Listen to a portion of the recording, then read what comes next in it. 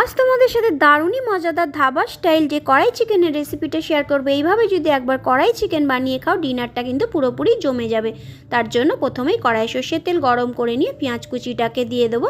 পেঁয়াজটাকে খুব লাল করে ভেজে নিতে হবে। এর মধ্যে দিয়ে দিলাম স্বাদ মতো লবণ। চিকেনের টুকরোগুলোকে দিয়ে পেঁয়াজের সাথে খুব ভালো করে ভেজে নিতে হবে। চিকেনটা যখন পুরোপুরি ভাজা হয়ে আসবে, ওর মধ্যে দিয়ে দেবো আদা আর রসুন বাটা।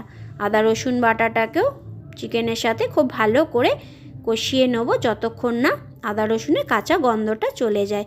এরপর দিয়ে দেবো পরিমাণ মতো হলুদের গুঁড়ো আর লাল লঙ্কার গুঁড়ো, আর দিয়ে দেবো এর মধ্যে বেশ কিছুটা গরম মশলার গুঁড়ো। খুব ভালো করে কষাতে থাকবো, আর এই চিকেনে কিন্তু কোনো রকম জল ব্যবহার করব না।